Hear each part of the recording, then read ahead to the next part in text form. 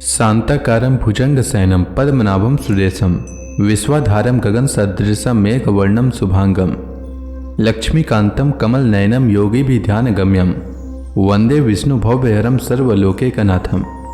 मंगलम भगवान विष्णु मंगलम गरुड़ध्वज मंगलम पुंडरीकाक्ष मंगलाय तनोहरि। ओम नमो भगवते वासुदेवाय। आज का दिन आप सभी के लिए मंगलमय हो। आइए सुनते हैं वैशाख मास कथा का 18वां अध्याय। श्री सुखदेव जी कहते हैं, परीक्षित, सविता की पत्नी प्रश्नि के गर्भ से 8 संतानें हुई। सावित्री, व्याहृति, त्रयी, अग्निहोत्र, पशु, सोम, चातुर्मास्य और पंचमहायज्ञ। भक्त की पत्नी सिद्धि ने महिमा, विभु और प्रभु ये 3 पुत्र और अशेष नाम की एक कन्या उत्पन्न की। यह कन्या बड़ी सुंदरी और सदाचारिणी थी। धाता की 4 पत्नियां थीं, कुहू, सिनावली, राका और अनुमति। उनसे क्रमशः सायं, दर्श, प्रातः और पूर्णमास ये 4 पुत्र हुए। धाता के छोटे भाई का नाम था विधाता। उनकी पत्नी क्रिया थी। उससे पुरी से नाम के 5 अग्नियों की उत्पत्ति हुई। वरुण जी की पत्नी का नाम चर्षणी था। उससे भृगु जी ने पुनः जन्म ग्रहण किया। इसके पहले वे ब्रह्मा जी के पुत्र थे। महायोगी वाल्मीकि जी भी वरुण के पुत्र थे। वाल्मीकि से पैदा होने के कारण ही उनका नाम वाल्मीकि पड़ गया था। प्रिय परीक्षित, देवराज इंद्र की पत्नी थी पुलम नंदिनी सची। उनसे हमने सुना है उन्होंने 3 पुत्र उत्पन्न किए, जयंत, ऋषभ और मृडवान। स्वयं भगवान विष्णु ही बलि पर अनुग्रह करने और इंद्र का राज्य लौटाने के लिए माया से वामन के रूप में अवतीर्ण हुए थे। उन्होंने 3 पग पृथ्वी मांगकर तीनों लोक नाप लिए थे। उनकी पत्नी का नाम था कीर्ति। उससे प्रियच लोक नामक पुत्र हुआ। उसके सौभग आदि कई संतानें हुई। कश्यप नंदन भगवान वामन ने माता अदिति के गर्भ से क्यों जन्म लिया और इस अवतार में उन्होंने कौन से गुण, लीलाएं और पराक्रम प्रकट किए, इसका वर्णन मैं आगे करूंगा। प्रिय परीक्षित, अब मैं कश्यप जी की दूसरी पत्नी दिति से उत्पन्न होने वाली उस संतान परंपरा का वर्णन सुनाता हूँ, जिसमें भगवान के प्यारे भक्त श्री प्रहलाद जी और बलि का जन्म हुआ।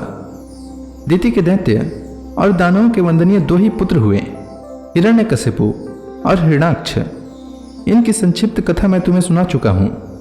हिरण्यकशिपु की पत्नी दानवी क्यादु थी। उसके पिता जम ने उसका विवाह हिरण्यकशिपु से कर दिया था। क्यादु के 4 पुत्र हुए, सहलाद, अनुलाद, हलाद और प्रहलाद। इनकी सिंहिका नाम की एक बहन भी थी। उसका विवाह विप्रचिति नामक दानव से हुआ। उससे राहु नामक पुत्र की उत्पत्ति हुई। यह वही राहु है जिसका सिर अमृत पान के समय मोहिनी रूपधारी भगवान ने चक्र से काट लिया था। सम्राट की पत्नी थी कृति। उससे पंचजन नामक पुत्र उत्पन्न हुआ। हलाद की पत्नी थी धमनी। उसके 2 पुत्र हुए, वातापी और इलवल। अनुलाद की पत्नी सुमरिया थी। उसके 2 पुत्र हुए, बास्कल और महिषासुर। प्रहलाद का पुत्र था विरोचन। उसकी पत्नी देवी के गर्भ से दैत्यराज बलि का जन्म हुआ। बलि की पत्नी का नाम असना था। उससे बाण आदि 100 पुत्र हुए। दैत्यराज बलि की महिमा गान करने योग्य है, उसे मैं आगे सुनाऊंगा। बलि का पुत्र बाणासुर भगवान शंकर की आराधना करके उनके गणों का मुखिया बन गया। आज भी भगवान शंकर उसके नगर की रक्षा करने के लिए उसके पास ही रहते हैं। दिति के हिरण्यकशिपु और हिरण्याक्ष के अतिरिक्त 49 पुत्र और थे। उन्हें मरुदगण कहते हैं। वे सब निसंतान रहे। देवराज इंद्र ने उन्हें अपने ही समान देवता बना लिया। राजा परीक्षित ने पूछा, भगवान, मरुदगण ने ऐसा कौन सा सत्कर्म किया था जिसके कारण वे अपने जन्मजात असुरोचित भाव को छोड़ सके और देवराज इंद्र के द्वारा देवता बना लिए गए? ब्राह्मण, मेरे साथ यहाँ के सभी ऋषि मंडली यह बात जानने के लिए अत्यंत उत्सुक हो रही है, अतः आप कृपा करके विस्तार से वह रहस्य बतलाइए। श्रुत जी कहते हैं, सौनक जी, राजा परीक्षित का प्रश्न थोड़े शब्दों में बड़ा सारगर्भित था। उन्होंने बड़े आदर से पूछा भी था। इसलिए सर्वज्ञ श्री सुखदेव जी महाराज ने बड़े ही प्रसन्न चित्त से उनका अभिनंदन करके यूं कहा।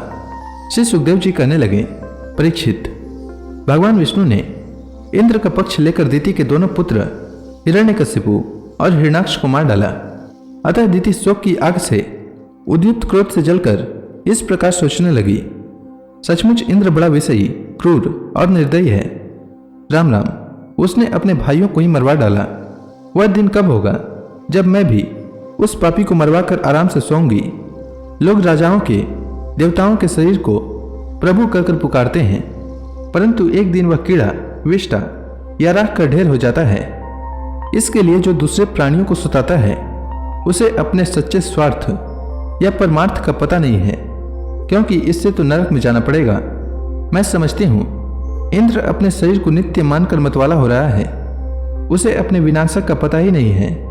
अब मैं वह उपाय करूंगी जिससे मुझे ऐसा पुत्र प्राप्त हो जो इंद्र का घमंड चूर चूर कर दे।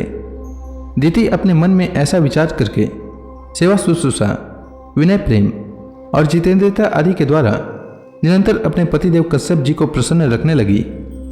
वह अपने पतिदेव के हृदय का एक एक भाव जानती रहती थी और परम प्रेम भाव, मनोहर एवं मधुर भाषण तथा मुस्कान भरी तिरछी चितवन से उनका मन अपनी ओर आकर्षित करती रहती थी। कश्यप जी महाराज बड़े विद्वान और विचारवान होने पर भी चतुर दिति की सेवा से मोहित हो गए और उन्होंने विवश होकर यह स्वीकार कर लिया कि मैं तुम्हारी इच्छा पूर्ण करूंगा। स्त्रियों के संबंध में यह कोई आश्चर्य की बात नहीं है।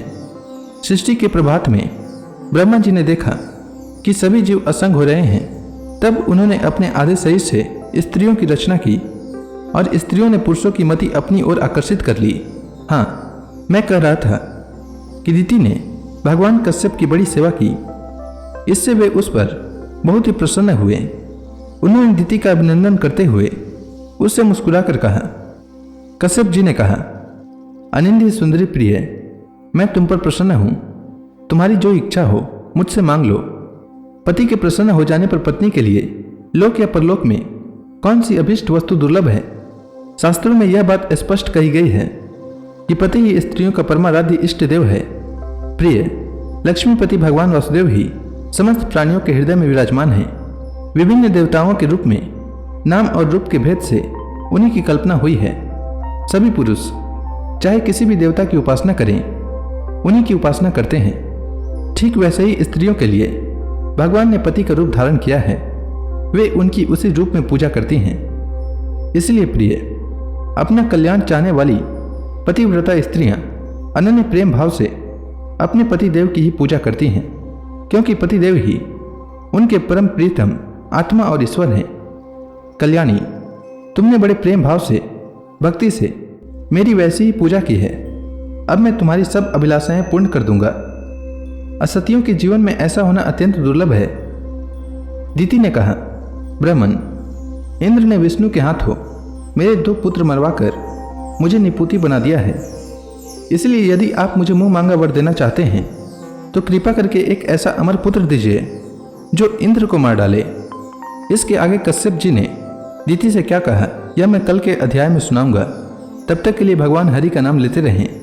तो प्रेम से बोली भगवान विष्णु की जय, श्री कृष्ण भगवान की जय, समस्त देवी देवताओं की जय।